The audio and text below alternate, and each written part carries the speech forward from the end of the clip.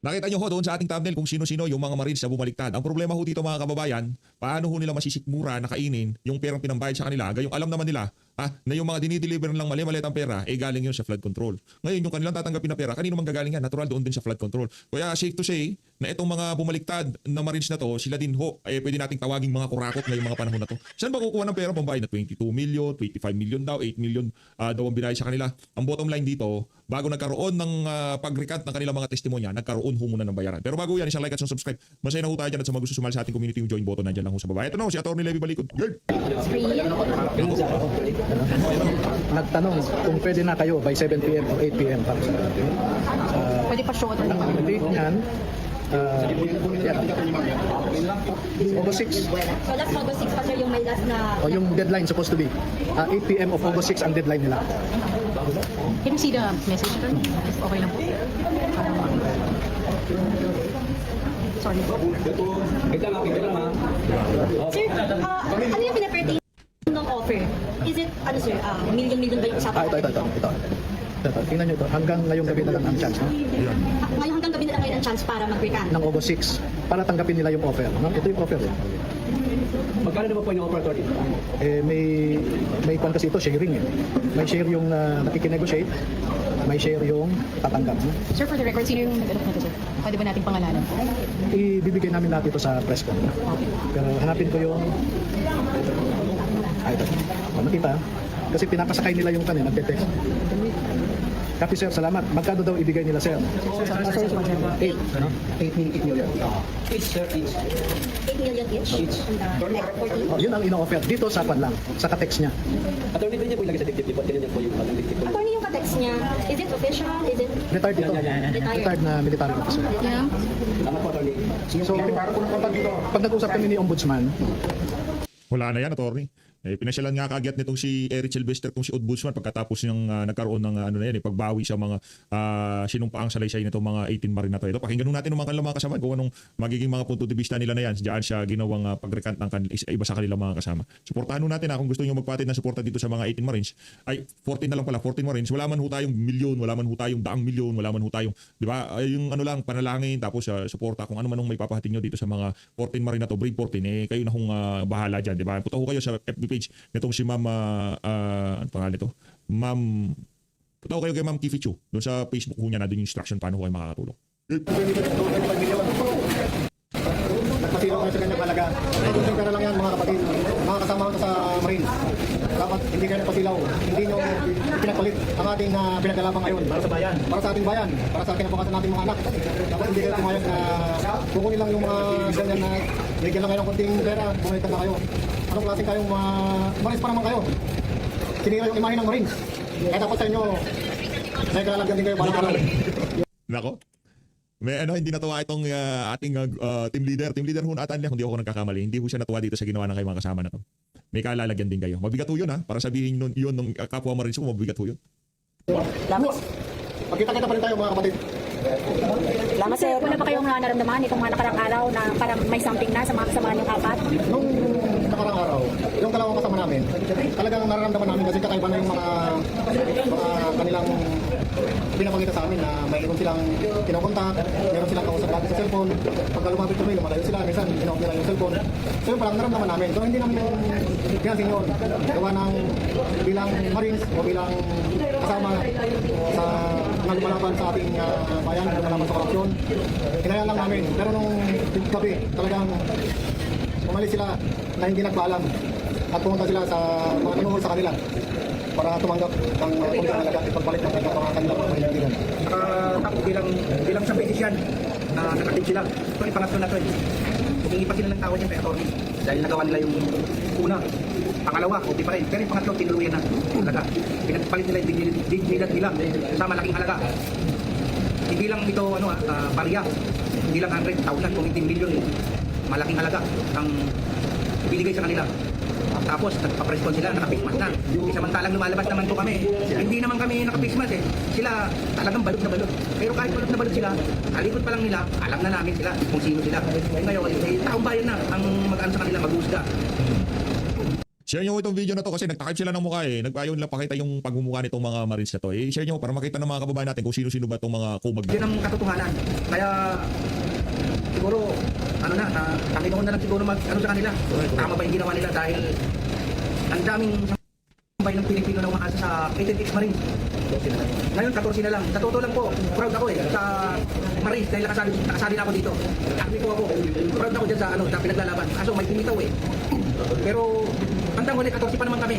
Sulit pa rin yan. At asahan ninyo ay yung pinaglalaban namin. Sir, excuse, pwede niyo ba banggitin yung pangalan ng apat na marin? Ang apat na bumaliktad, Yung mga bumaliktad? si Voluntate, Rosbert Woban, Bernard Tube, Laruder. At saka merong isang kasama nila na hindi nakasama sa amin, na hindi ko naman nakapidabit, si Valderrama. Sir, excuse, sa tingin niyo magkano ang naibayad sa kanila? Yung sa ebidensya namin na lagi nilang inano sa amin, sinasend, or yung mga nasa 20-25 million. Ilalabas din namin yung mga video call namin, nakakausap namin yan si Police Master Sergeant Calleja, si kasama namin dating Marines, si Bunagan, Mark Bunagan, si Lasaga. Yan yung mga kumukontak namin para mag-recant. At saka si Colonel Dominguez. Lahat ng mga ebidensya namin, ipapakita namin. Sir, gaano po ba katotoo ang ipinot ni Trillanes na wala na raw kaso ang apat na marin na bumaliktad? Kaya po bumaliktad po mga yan. Dahil ang prinomeso sa kanila ay mawala yung mga kaso, mabibigyan sila ng malaking halaga, at manahimik na lang sila. Yun yung mga prinomeso sa kanila, ng mga sumusunod sa kanila. Okay, maraming salamat, sir. Sir, sinabi ko nila sa kanilang interview doon sa mga ABS-CBN, GMA, sa mga TV network, gaano po katotoo yung sinabi nila niya dahil daw may promesa si Atty. Daddy Paligod, kasama ko yung kanyang asawa, na hindi naman daw po natutupad. Marami po ma'am, yung sinasabi nilang promeso ni Senator May Paligod, hindi po yung totoo. Dahil po sa kaming lumapit sa kanila, lalong-lalo kay Atty. Paligod, upang may lahat ang katotohanan na nagdarang korupsyon dito na nangyari dito sa ating bayan. Kami po mismo lumapit, hindi po nag-offer sa amin si Atty. Paligod ng mga pera or ano. Kami mismo ang lumapit. Kaya yung sinasabi ng apat na yan, puro po kasi sinungaling po yan. Puro po sinungaling mga yan. Payaran po yung apat na yan. Malilima po sila. Kaya huwag po kayong maniwala sa kanila. Sana yung mga pamilya nyo ngayon, lalong-lalo na ikaw, deklarasyon sa rin voluntate. Retired ka pa naman na Marines. Pero anong ginawa mo? Nirecord mo kayong tatlong kasama natin na lumalaban talaga sa katotohanan. Anong klase kang retired na Marines? Kapwa ka namin Marines, pero anong ginawa mo? Sinira niyo yung imahe ng Marines. Kahit sabihin natin na hindi tayo tawag nito, yung talagang sinusukan ng Marines, pero yung puso ng dami natin, Marines pa rin tayo. Kasi naghihirap tayo eh, lumaban tayo sa bayan. Nagservisyo tayo bilang sundalo. Once sa Marines, always sa Marines. Marines pa rin tayo. Kaya sabihin nila Liga Marines, pero tingnan magkakalungkatan man ng papel. Meron kami record sa Marines, kaya huwag nilang sabihin Liga Marines. Kaya masasabi ko lang sa apat, sana yung pamilya nyo, mga kapitbahay nyo, mga kapamilya nyo at saka mga kaibigan nyo, hindi kayo bubulihin sa ganitong ginawa nyo na magtalikod sa ating pinagkalaban. Good luck sa inyo. Good luck na lang sa kanila. Pagkatapos ho dyan, punta na ho tayo dito kay Atty. Trixie Cruz Angeles. Natin. So, hindi na po tayo mag-atubili, pero bago tayo mag-umpisa, huwag pong kakalimutan mag-like, share, follow, and subscribe. So, iba yung pwesto ko lang dun dito sa bahay. Lumipat lang ako kasi madilim dun sa area ko where I normally do live. Minsan naman kasi I'm in the kitchen, so medyo maganda ilaw doon, but today medyo busy. So, ayun. Huwag mong kakalimutan, like, share, follow, and subscribe. So, ngayong araw na ito, ano yung raging issues of the day? Unang-una, of course, hindi po natin matatanggal sa isip ng mga tao ang pinakamatinding balita o pinakapopular na balita ay always tungkol sa impeachment ni Vice President Inday. It's not as big a blockbuster as the Corona impeachment. It's not as big a blockbuster as the House of Representatives, no? Yung kanilang nung umpisa, medyo marami silang viewers doon sa kanilang Committee on Good Governance, sa mga Quadcom, but as time went on, nagdi-diminish yung kanilang views. Now dito, with the impeachment of VP Inday, balita pa rin of course is the fact that there's not as many viewers as they were expected to be having. Kumbaga, akala yata ng ating mga kongresista, mga ginagalang nating kongresista, na ito ay magiging kahalintulad nung Corona impeachment. Pero ano yung difference? Unang-una, malaki yung difference, may social media, no? Mas malakas ang social media ngayon post-PRRD. Or during, dun pa lang kay PRRD, ang lakas. Kumbaga, ito talaga ay minomonitor yung direct opinions ng mga tao, ng ordinaryong mamamayan na hindi backed up, or generally, hindi backed up by traditional media or by mainstream media. So, the impeachment remains, of course, a topic of the day, pero basta pagdating sa viewership, medyo mababa siya ngayon. Okay, now why is this? A lot of the opinions na ini-express ngayon sa social media is, di ba? Walang sincerity. So totoo lang, wala rin naman sincerity nung sa kaso ni Justice Corona. Later on, but they were very good at hiding it. Kumbaga, ang media, whether kasabwat yan o hindi, ang media, nag-take sides na kagad. Automatically, galit na sila kay Justice Corona because at the time, well, credible ang administrasyon ni Noynoy Aquino. But in this time around, ang daming factors. Unang-una, hindi credible ang Marcos administration. Hindi credible ang Congress, which iba to. Dun sa Corona impeachment, may credibility pa si Presidente Aquino pa. And ngayon, this is being conducted at a time when the president is not quite as credible. Bukod pa dyan, nakita natin, masyadong ang feeling ko kasi is the reason hindi ganun ka-popular itong impeachment ni VP Inday pagdating sa viewership is because they did it to death in the House. Hindi gaya dun sa Corona impeachment, doon pa lang sinasabi na, kumbaga, hindi natin nakita yung ebidensya, hindi natin nakita kahit ano. Lalong-lalo na ngayon, after the Supreme Court decision in Duterte versus House of Representatives, hindi na po mauulit yung mga findings of probable cause na kinonduct dun sa House of Representatives na ura-urada, yung mga tipong overnight, paggising mo, ay, impeached na pala si Justice Corona, papunta na sa Senado yung kaso. And by the way, reminder lang, when we say impeachment actually means the proceedings in the House of Representatives and the finding of probable cause. What happens in the Senate is the trial. Ngayon, in the Philippines, because they get mixed up, we call it an impeachment trial, just to distinguish it from other trials. So yun. So even if the impeachment ni VP Inday remains one of the hottest topics na pinag-uusapan, viewership is down.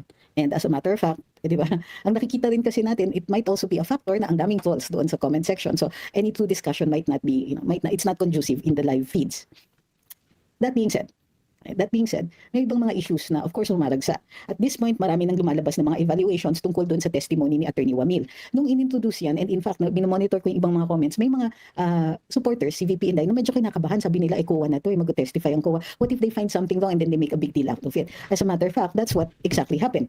Mayroong mga pagkakamali na nag-receive ng widespread sharing, kumbaga, ng mga trolls sa social media, and naging popular, quote-unquote, yung mga terms na Inday Lustay, yung 11 days lang ginastos and all that. Ito yung mga kumbaga, this was pushed as a narrative for the prosecution. Pinush ito ng House, pinush ito dun pa lang sa pagdidinig sa House of Representatives. And now, lo and behold, pagdating dito sa Senado, natanggal ang maskara.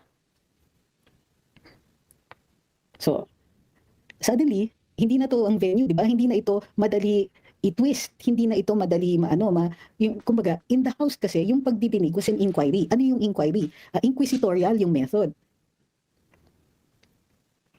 So dahil inquisitorial, anong ibig sabihin ng inquisitorial? Kapag inquisitorial, nagtatanong lang yung judge in the case of sa legal system natin, sa prosecutor's office, yung determination of probable cause is an inquisitorial proceeding. Ang nagtatanong lang yung officer, yung presiding officer, at sumasagot ka lang. So parang Spanish Inquisition, hindi ka pwedeng mag-participate, hindi ka hindi ikaw talaga, you cannot mount a defense. It is all on one side. Silang nagtatanong, sumasagot ka lang. So it's not exactly conducive to finding out the whole truth, but it is very conducive to a propaganda method, di ba, ng pagpapakalat ng impormasyon. So pagdating dito sa testimony ni Attorney Wamil, and we expect with the second witness, Attorney Wamil was the one who wrote the audit observation memorandum at saka notice of suspension.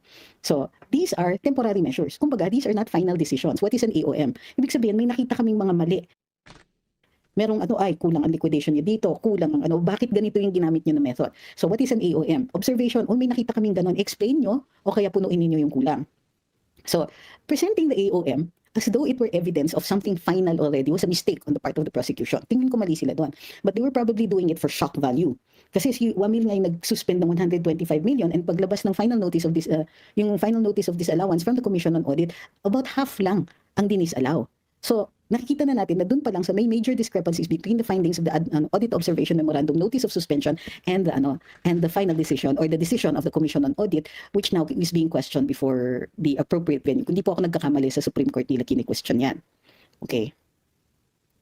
So at this point, so parang ang nakikita rin natin dito is that now this is the real thing. Kumbaga, kung dun sa House, parang it's not really the truth, no? Patikim lang yan. Ito yung gusto nilang ipalabas. And now that they are before the big boys, they're now playing with the big boys, kumbaga, they're up against real lawyers. Hindi na nila mabubuli yung mga witnesses or resource persons, etc. Dito, it is now a trial. And for me, nagkakalabasan na.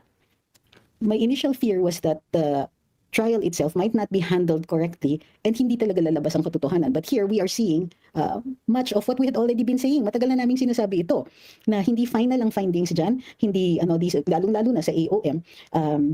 It can still be questioned before the Supreme Court. There is a context to all of this. Mga ganyan. In the House, hindi sila narinig. In the House, limited yung capability ni VP to mount a defense. So meron pang additional na basag din, aside from yung Inday Lustay, basag na yan.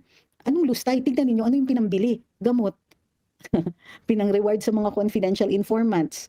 So, nawala, nasira yung part na yun. Ano pa? Yung 11 days. Wala naman nakalagay, walang pinagbawal. Matagal na namin sinasabi yan, saan nakalagay na kailangan mong gastusin even before. Kung inirelease lang ng Disyembre, kailan mo gagastusin? Iintayin mo ba ng next year? You only had that much time. Tapos magagalit sila na you would spend it within that period of time. So ngayon, nawala na yung mga ganong klaseng issues, no? Yung mga nilalabas ng mga trolls nila. So, hi, sa mga bagong dating, huwag pong kakalimutan, like, share, follow, and subscribe. Okay. Lalong-lalo na dito sa ating YT. Check ko lang muna yung mga observations ninyo. Okay. So, it's still about the VP. And unfortunately, they wanted to hold a trial the same way that they held the Corona trial, but it's not working. Hindi nag-work yung initial strategy ng House of Representatives na to make this a bad publicity campaign against the Vice President. Instead, it's become a campaign. It has become a revelation of the oppression of Sara Duterte. Tingnan mo, walang opportunity mag-explain sa House. Umabot sa punto na nasa Senado tayo, all of these public hours, all of these hours of government officials whose salaries we paid for was spent on bringing this to the Senate, and now the revelation is mali-mali pala ang mga findings sa House, or they were grossly favoring a particular side. And as far as this goes as a campaign to diminish the popularity and the trust against the trust for Vice President Inday Sara, it is also failing. So, in addition to that, now, of course, napilitan tuloy. And as we can see, the prosecution really is struggling. Why is it struggling? Because they have not come up with the kind of evidence that would convince not just senators, judges, but also those of us who are watching. The senators, judges, the reason this is political, kumbaga, it is described as a political proceeding, is because if this were a legal proceeding, the courts would handle it. If this were a legal proceeding, maybe the senators can handle it, but the Supreme Court would have the final say. Meaning the Supreme Court would be an appellate court and not a court for grave abuse alone. If this were not a political proceeding, why would you put senators in charge of the trial? So, and why are we talking about the political nature here? Because it appears that the prosecution, through their spokesperson, maangal sila na bakit daw biased yung mga senator judges. Parang ganon. Malacanang had the same sentiment. Biased daw senators, judges. They should be the more objective and so on. Yes, pero who is going to impose that standard? Tanong ko lang. Kasi nung time ni Justice Corona, we also did that. We were calling na there is insufficient evidence to show that Justice Corona was even corrupt. What were they using? The increase in the amounts deposited in his bank accounts. Okay. Bakit? Sabi nila, ba't biglang lumaki? Kurakot ka, no? Bakit may kondo ka? Kurakot ka, no? Bakit may lupa ka? Kurakot ka, no? All of it was like that, but there was no indication of where the money came from. Walang money trail, walang galing ito kanino, ganyan. Which is why we felt napaka-unjust ng proceedings kay Justice Corona. He did not present a chain na, okay, galing dito yung pera kinuha nung akusado at tapos ito pinanggamit sa pagbibili ng ganitong mga property. Walang ganun. Walang ganun. So, ang feeling ko is that the prosecutors of the House of Representatives really thought na magagawa nila yung ginawa kay Justice Corona. But here, it appears that they were mistaken in their assessment. Okay. So, di ba, very, very, very interesting pa rin. That we're seeing here now. Now, the Supreme Court also had a ruling na recently at dinicide nila na moot and academic yung petition ni VP Inday to invalidate the proceedings in the House. Anong ibig sabihin nito? Well, because during the time that she was brought before the she was being brought before the Committee on Justice, nirereklamo na nila maraming mga violations yung House and all that. But sabi ng ng Supreme Court, well, it's too late. The Senate had already acquired jurisdiction over the case and therefore moot na. Whether or not valid yung proceedings dun sa House, nag-take over na ang Senate and therefore moot and academic na po yung issue. Yun lang ang sinasabi ng Supreme Court. However, many other citizens are pointing out, nagtagal sa inyo eh. If the Supreme Court had decided immediately on the issue, it would not have become moot. So that is also a valid point of view. Next.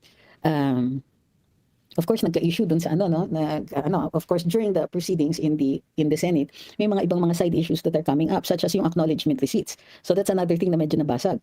Na remember that in the testimony in chief or the direct examination of Attorney Wamil, he was saying walang ORs. So the next day we saw major dailies or major news and several of the trolls were echoing, hala, walang ORs, yari. May mga gumaganon. And as it turns out, Joint Memorandum Circular 2015-01 says, ano man requirement na OR? Yeah. Read that together with the 1992 Circular 385, kung di ako nagkakamali. 92-385, sinabi ng, dun sa circular, which is issued by the Commission on Audit, that, the very nature of confidential and intelligence operations is that it must be conducted in secret. And so there are certain liquidation requirements which are not the same as a regular liquidation. Confidential and intelligence funds, yun ang it's not the same. Kumbaga, it's not the same. You do not audit it in the same way that you will audit a regular, let's say, MOOE. All right. Another issue, of course, is the withdrawal of affidavit by 4 of the affiants of the joint affidavit. Originally, there were 18 ex-Marines, ex-Army Yan. who Ayan. issued an Tatalakayin affidavit. na pala ni Atty. Trix dito. They executed an affidavit stating that they were the ones who delivered suitcases of cash to identify, and they identified them, several congressmen, they identified the president, the former House Speaker, they explained the role of Zaldico. So I expected na mas malaki yung yanig. So what happened here? What really happened is that 4 of the 18 decided to withdraw. The term that they used was withdraw. I'm not sure if they know the difference between the term recant and withdraw. But withdraw their participation in the joint affidavit, meaning tanggal na sila doon. Hindi sila nagko-participate doon. They had to issue a new affidavit saying they are no longer participating in this exercise. Now, I think it would be entirely possible na may recantation dito na sinasabi nila, hindi ito nangyari, nagkamali kami, naguluhan lang kami, and therefore, hindi na kami magpa-participate dito. Inaatras namin yung aming signatures doon sa original joint affidavit. Ito po ang tama. Okay, bago tayo magpatuloy, like, share, follow, and subscribe. Remember, this is live, ha? So, for those who are watching on the Black app, tap naman po dyan. Hindi ko pa nakikita yung mga Ayun, maraming salamat. So, according to these 4, they did say na na ang dami nga kasing kaso. Alright, let's look at that one. So, as we can see, before, remember we were talking about lawfare or slap suits, di ba? So, what is lawfare? It is the use or misuse of the legal system to oppress or to suppress certain rights. So, halimbawa, let's say an indigenous cultural community wants to protect their land. Ang nakikita natin, and this doesn't happen only in the Philippines, it happens all over the world, that community will be bombarded with cases for violation ng sanitation rules, squatting, mga ganyan, na those cases might not even be very good cases. They're not designed to win necessarily, but designed to harass and oppress. So, lawfare, ang term na ginagamit dyan, yung paggamit ng legal system to oppress or to suppress certain rights, or as a form of harassment, to discourage their exercise of a right. So, hindi malayong mangyari na ganito ang nangyayari sa kaso ng 4. Hindi naman nag-atras yung natitirang, ilan ba yung natira? 14? 14. Or 14, Kasi 18 sila eh. So, yung wala namang ding komento on the part of the remaining 14. This is what we can see, base mismo doon sa mga sabi nila and sa mga sinasabi ng 18 noon, na ang daming kaso, may mga threats, na meron naman sila daw ipon noon, pero of course may mga pangangailangan ang kanilang mga pamilya, and if busy sila or they have to be protecting their rights left and right, madidrain yung resources ng pamilya nila, madidrain yung kanilang yung retirement na ipon nila. So they also fear for the safety of their families. At ganito ang normal na buhay ng whistleblower. Maniwala kayo, nangyari na yan several times. So nakikita natin, and not only that, di ba? First, they will try to discredit you. Ginawa yon. Ano yung sinabi? Dishonorably discharged naman yung mga yan eh. Hindi naman Marines yung mga yan eh. So that was stage 1. What was stage 2? Suhol. Tigil na niyo yan. Wala namang mangyayari dyan eh. Ganun. Tapos of course may trolls to be effective in convincing them, di ba? So ano ba yan? Yung mga baka naman gusto niyo lumipat ng bahay. Uy, may sakit yung anak niyo. Bigyan kitang pera. Tigilan niyo na yan. Huwag nang hindi mo naman ikayayaman yan eh. Meron din supposedly may balita na may additional na pera na ino-offer. Uy, bahagi nga pala doon sa sa discrediting, doon sa paninira, ay tumanggap daw sila ng tagfa 5 million o tagfa 5 million bigay daw ni Mike Defensor. So again, baseless yon, sabi-sabi lang yung mga yon, pero panira. So bukod pa diyan, Yan. So, and then yun na nga, yung mga threats. And then, ito na nga, kinasuhan sila every time umappear sila sa TV, every time may mag-interview sa kanila, kakasuhan sila, kakasuhan yung nag-interview, kakasuhan lahat, di ba? And hindi lang po sa Metro Manila or sa mga residents nila sila na kakasuhan, kinakasuhan sila all over the country. Yun yung nature kasi ng libel and cyber libel is that, pwede mong ikaso, well, normally ikakaso mo yan doon sa residents nung person na nagrereklamo. Pero there's some na kinakaso nila kung saan nila nakita yung libelous statement. So, yun, sabi ni Ma'am Sarina, tama ka, realidad, pag whistleblower ka, remember si Jun Lozada kay Gloria, yan, di ba? Pati si and the traitorousness can cross. Because remember, na-convict si Jun Lozada, presidente na si Noynoy Aquino, after Noynoy Aquino made him part of his campaign. So, yun po talaga ang nature ng whistleblower at ini-expect na natin yan umpisa pa lang. Alam natin that these things happen and yes, posibleng malalagasan sila.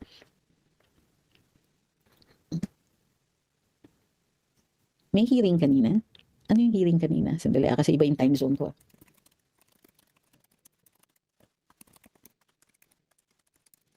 Hay na nga, dito na natatapusin ang ating reaction video. Kung gusto nyo panoorin yan, punta lang ho kayo dyan sa Luminous by Atty. Trixie Cruz Angela sa namin paglawan. So Luis, maraming salamat sa pag-support sa PH Update. Mag-ingat po kayo lahat. Maraming salamat.